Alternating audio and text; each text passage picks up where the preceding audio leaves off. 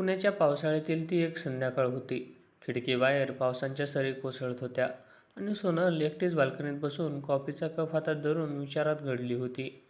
सोनल जी आता अतिशयच्या उंबरठ्यावर होती. दिसायला अतिशय देखणी आणि तितकीच समजूतदार, पण तिच्या मनात एक अस्वस्थता होती. ही अस्वस्थता तिचा भाचा आयुष याच्याबद्दल होती. आयुष आता 22 वर्षाचा झाला होता. तो सोनलच्या मोठ्या बहिणीचा मुलगा. लहानपणी सोनलनेच त्याला कडेवर खेळवलं होतं, पण आता तो एक उंच, देखणा आणि समजूतदार तरुण झाला होता. शिक्षणासाठी तो सोनलच्या घरी पुण्याला राहायला आला होता. मामी किती वेळ अशी बाहेर बसून राहणार, भिजाल ना. मागून आयुषचा आवाज आला. सोनल दचकली. तिने मागं वळून पाहिलं. आयुष दारात उभा होता. त्याच्या डोळ्यात एक वेगळीच चमक होती. तो सोनलच्या खूप जवळ येऊन उभा राहिला. इतका जवळ की सोनलला त्याच्या श्वासांची ऊब जाणवत होती. काही नाही आयुष, बस पावसाचा आनंद घेत होते, सोनलने नजर चोरत म्हटले. पण हा आनंद एकट्याने घेण्याचं काय मजा आहे. मलाही आवडतो पाऊस, असं म्हणत आयुषने सोनलच्या हातातील कॉफीचा कप घेतला आणि त्याच ठिकाणाहून एक घोट घेतला, जिथून सोनलने घेतला होता. सोनलला काहीतरी वेगळं जाणवलं. तिने आयुषच्या डोळ्यात पाहिलं. त्या नजरेत केवळ आदर नव्हता, तर काहीतरी अधिक होतं. एक हक्क, एक ओढ जी शब्दात सांगता येत नव्हती. सोनलला स्वतःच्या मनात होत असलेल्या बदलांची भीती वाटू लागली. तिला वाटत होतं की हे चुकीचं तर नाही ना. पुढच्या काही दिवसात त्यांच्यातील जवळीक अधिक वाढली. आयुष सोनलला प्रत्येक कामात मदत करायचा. कधी स्वयंपाकघरात पीठ मळून देताना त्याचे हात सोनलच्या हाताला स्पर्श करायचे, तर कधी रात्री उशिरापर्यंत गप्पा मारताना तो सोनलच्या खांद्यावर डोकं टेकून बसायचा. सोनलने अनेकदा त्याला टोकण्याचा प्रयत्न केला, पण आयुषचे वागणे इतके सहज असायचे की तिला संशय घेण्याची जागाच उरायची नाही. तरीही घरात वावरताना दोघांमधील स्पेस कमी होत चालली होती. शेजारच्या काकू एकदा घरी आल्या असताना त्यांनी पाहिले की आयुष सोनलच्या केसात अडकलेला पदर काढत होता. त्यांच्या नजरेत एक संशय उमटला. सोनल, भाचा मोठा झालाय आता, थोडं जपून वागत जा गं. काकू जाताना हळूच पुटपुटल्या. सोनलच्या मनात धस्स झालं. लोकांना काय वाटतंय आणि खरंच आमच्यात असं काही घडतंय का? सोनलला रात्री झोप लागेना. तिने आरशात स्वतःला पाहिलं.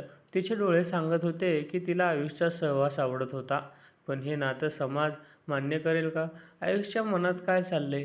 त्याला खरंच सोनलमध्ये एक मैत्रीण दिसते की तो तिला एका स्त्रीच्या नजरेने पाहतोय? एके दिवशी आयुषने सोनलसाठी एक छानसा ड्रेस आणला. मामी, हा घालून बघ ना, तुझ्यावर खूप छान दिसेल, तो आग्रहाने म्हणाला. सोनलने तो ड्रेस घातला आणि बाहेर आली. आयुष तिला पाहतच राहिला. त्याने जवळ येऊन तिच्या कमरेवर हात ठेवला आणि तिला आरशासमोर नेऊन उभं केलं. तू जगातील सर्वात सुंदर स्त्री आहेस, तो तिच्या कानात कुजबुजला. सोनलचं हृदय वेगाने धडधडू लागलं. तिने आयुषचा हात झगडकला नाही. त्या क्षणी तिला समाजाचे नियम, नात्यांच्या मर्यादा, सगळं काही धुसूर वाटू लागलं. घराच्या बंद दाराआड काय चाललंय हे फक्त त्या दोघांनाच ठाऊक होतं. त्या क्षणानंतर सोनल आणि आयुष यांच्यातील वातावरण कमालीचे बदल होते. घराच्या भिंतींनाही जणू त्यांच्यातील अबोल संवादाची चाहूल लागली होती. सोनल स्वतःला आरशात पाहताना अनेकदा थपळत असे. तिला स्वतःच्याच भावनांची भीती वाटू लागली होती, पण त्याचवेळी आयुषचा सहवास तिला एक अनामिक सुरक्षितता आणि आनंदही देत होता. एके दिवशी सोनलच्या मैत्रिणीने नीताने तिला फोन केला. सोनल, काल मी तुला आणि आयुषला मॉलमध्ये पाहिलं. तो तुझा हात धरून चालत होता. म्हणजे ठीक आहे, तो तुझा भाचा आहे, पण लोकांच्या नजरा काही वेगळं सांगत होत्या गं, थोडं सांभाळून. नीताचे हे शब्द सोनलच्या कानात गरम शिशासारखे टोचले.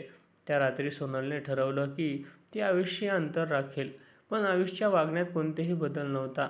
उलट त्याची काळजी घेण्याची पद्धत अधिकच तीव्र झाली होती. मामी, तू आज जेवली नाहीस, काय झालंय? आयुषने तिच्या खोलीत येत विचारलं. तो तिच्या अगदी जवळ बेडवर बसला. काही नाही आयुष, तू जा तुझ्या खोलीमध्ये, मला थोडं एकटं राहायचंय.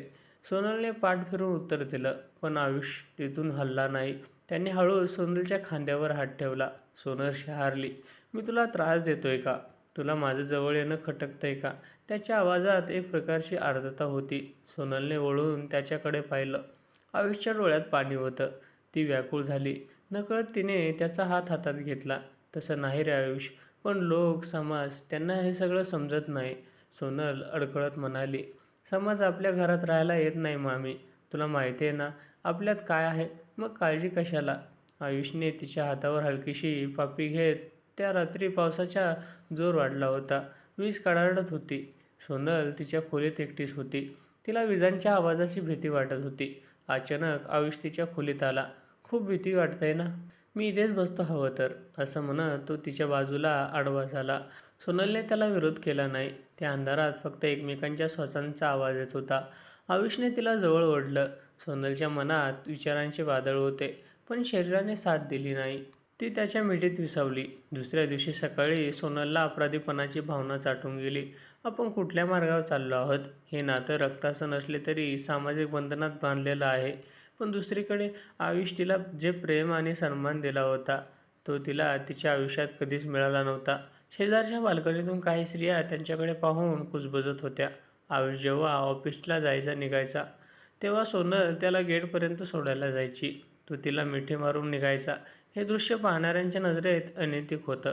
एके दिवशी सोनलच्या घरी तिची मोठी बहीण म्हणजेच आयुषची आई अचानक आली. तिने घरातलं वातावरण पाहिलं. सोनल आणि आयुषमधील तो मोकळेपणा, ती जवळीक पाहून तिला काहीतरी वेगळं जाणवलं. "सोनल, आयुष आता मोठा झालाय. याचं लग्न जमवायचं हवं असं मला वाटतंय." बहिणीच्या त्या वाक्यानंतर सोनलच्या पायाखालची जमीन सरकली. आयुषने मात्र स्पष्ट नकार दिला. "मला आत्ता लग्न करायचं नाहीये. मला इथेच राहायचंय मामीसोबत." त्याच्या या आक्रमक पवित्र्यामुळे घरात शांतता पसरली. सोनलला समजले की ही ठिणगी आता वणवा बनणार आहे. लोकांच्या नजरेत ते दोघे चुकीच्या दिशेला जात होते, पण त्यांच्या मनातील गुंतागुंत काय होती हे कोणालाच ठाऊक नव्हते. सोनलला वाटलं, जर ही ओढ अशीच राहिली तर एक दिवस सगळं संपून जाईल. पण आयुष्याच्या डोळ्यातील ते वेड तिला स्वस्थ बसू देत नव्हतं. नात्याच्या त्या धूसर सीमेवर उभी असलेली सोनल आता एका अशा वळणावर होती, जिथून मागे फिरणं अशक्य होतं आणि पुढे जाणं धोक्याचं. घरातील वातावरण आता तणावपूर्ण झालं होतं. सोनलच्या बहिणीने म्हणजेच आयुषची आई, सोनल आणि आयुषच्या वागण्यात बारीक लक्ष ठेवण्यास सुरुवात केली. तिला त्यांच्यातील जवळीक खटकत होती. बाहेरच्या जगातही चर्चांना उधाण आले होते. भाचा आणि मामीमध्ये हे काय चाललंय? अशा नजरांनी सोनलचा पाठलाग करणे सुरू केले होते. एके दिवशी सुमित्राने सोनलला एकट्याला गाठले. "सोनल, मला जे दिसतंय ते खरं आहे का? तू आयुषला इतकं जवळ का येऊ देतेस? लोक काय बोलतायत त्याची तुला कल्पना आहे का?" सुमित्राचा आवाज चढला होता. सोनल शांत होती. तिच्या डोळ्यात पाणी आले. "ताई, तुला जे दिसतंय ते पूर्ण सत्य नाहीये. तू फक्त वरचं वर बघतेस. मग सत्य काय आहे? तो तुझा हात धरतो, तुझ्या खोलीत तासनतास बसतो. हे काय आहे?" सुमित्राने रागाने विचारले. सोनलने एक दीर्घ श्वास घेतला आणि कपाटातून एक जुनी फाईल काढली. ती आयुषच्या बालपणातील वैद्यकीय अहवालांची फाईल होती. "ताई, तुला आठवतंय 5 वर्षांपूर्वी आयुषचा जेव्हा मोठा अपघात झाला होता, तेव्हा डॉक्टरांनी काय सांगितलं होतं? त्याच्या डोक्याला गंभीर दुखापत झाली होती आणि तो एका मोठ्या ट्रॉमा मानसिक धक्क्यामधून जात होता." सुमित्रा चकित झाली. तिने तो विषय सोडून दिला होता, कारण आयुष आता सामान्य दिसत होता. "ताई, आयुषला सेपरेशन एन्झायटी आणि इमोशनल डिफरन्सीचा त्रास आहे. त्या अपघातानंतर त्याला कोणीतरी एका व्यक्तीच्या आधाराची प्रचंड गरज होती. तेव्हा तू आणि जिजू तुमच्या व्यवसायात व्यस्त होतात, पण मी त्याच्या पाठीशी उभी होते. त्याला रात्री झोपेत भीती वाटायची. तो रडायचा. तेव्हापासून त्याला माझ्याजवळ असण्याचे सुरक्षित वाटतं. त्याच्यासाठी मी फक्त एक मामी नाहीये, तर तो एक आधार आहे, जो त्याला तुटण्यापासून वाचवतो."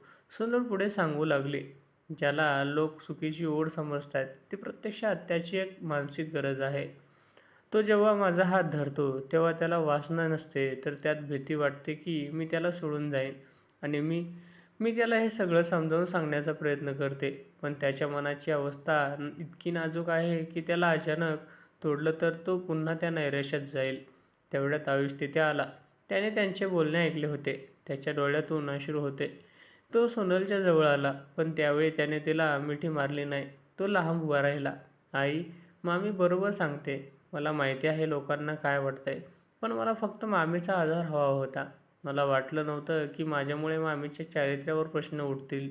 आयुष रडत म्हणाला. सोनलने आयुषच्या डोक्यावर हात ठेवला. "आयुष, तुला आधार देणं माझं कर्तव्य होतं, पण आता तू मोठा झाला आहेस. तुला या मानसिक आधाराची बाहेर पडायला हवं. आपली ही ओढ, ही जवळीक जरी निरागस असली, तरी तुला स्वावलंबी बनण्यापासून रोखते." त्या रात्री सोनल आणि आयुषमध्ये एक गंभीर चर्चा झाली. सोनलने त्याला स्पष्टपणे सांगितले की त्याला आता मनसोपचार तज्ज्ञांची मदत घेण्याची आणि स्वतःच्या पायावर उभे राहण्याची गरज आहे. त्यांच्यातील नात्यांची जी धूसर सीमा निर्माण झाली होती, ती ओलांडण्याऐवजी ती सीमा आता स्पष्ट करणं गरजेचं होते. लोकांना वाटत होते की त्यांच्यात काहीतरी नैतिक घडतंय, पण प्रत्यक्षात एका तुटलेल्या मनाला सावरण्याचा तो एक धडपणारा प्रयत्न होता.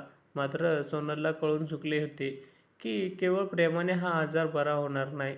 त्यासाठी शिस्त आणि अंतराची गरज आहे. सत्याचा उलगडा झाल्यानंतर घरातील तणाव निवळला होता, पण आव्हाने अजून संपली नव्हती. समाजाच्या नजरा अजूनही शासक होत्या आणि आयुषला त्याच्या मानसिक स्थितीवर विजय मिळवायचा होता. सोनलने ठरवले की आता केवळ मामी म्हणून नाही, माया देऊन चालणार नाही, तर एक मार्गदर्शक म्हणून कठोर पावलं उचलणं गरजेचे आहे. सोनलने आयुषला समजावून सांगितले, आयुष, तुला जर खरोखरच माझा आदर वाटत असेल तर तुला स्वतःला सिद्ध करावं लागेल. ही भावनिक ओढ तुला कमकुवत बनवत आहे. आपण दोघे काही काळ एकमेकांपासून लांब राहूया, जेणेकरून तुला स्वतःच्या अस्तित्वाची जाणीव होईल. सोनलने आयुषला पुण्यातीलच एका नामांकित वंशोपचार तज्ज्ञांकडे नेण्यास सुरुवात केली. तिथल्या सत्रांमधून आयुषला कळून आले की त्याच्या मनात सोनलप्रती असलेली ओढ ही प्रेमापेक्षा अधिक सुरक्षेची शोध होती. ज्या अपघाताने त्याला हादरवून सोडले होते, त्यातून सावरण्यासाठी त्याने सोनलला आपला आधारस्तंभ मानले होते. पण आता तो आधारच त्याच्या प्रगतीतील अडथळा ठरत होता. सोनलने हळूहळू आयुषला घराबाहेर पडण्यास, नवीन मित्र बनवण्यास आणि ऑफिसच्या कामात अधिक लक्ष घालवण्याचा प्रयत्न केले. सुरुवातीला आयुषला खूप त्रास झाला. त्याला सोनलची उणीव भासू लागली. पण सोनलने स्वतःला खंबीर ठेवले. तिने त्याच्याशी फोनवर बोलणे कमी केले आणि प्रत्यक्ष भेटी टाळल्या. काही महिने उलटले. आयुषच्या वागण्यात कमालीचा बदल झाला होता. त्याच्यातील तो अवळखळपणा आणि परावलंबित्व कमी होऊन एक प्रकारची प्रगल्भता आली होती. दरम्यान सोनलनेही समाजात पसरलेले गैरसमज दूर करण्यासाठी पुढाकार घेतला. तिने आपल्या बहिणीच्या मदतीने नातेवाईकांना आणि शेजाऱ्यांना विश्वासात घेऊन परिस्थितीची खरी बाजू मांडली. जेव्हा लोकांना समजले की हे नातं चुकीचं नसून एका मानसिक संघर्षाचा भाग होतं, तेव्हा लोकांच्या नजरा बदलल्या. एका रविवारी आयुष सोनलला भेटायला आला. यावेळी त्याच्या हातात गुलाबाचे फूल नव्हते, तर त्याच्या हातात पहिल्या पगाराचे पाकीट होते.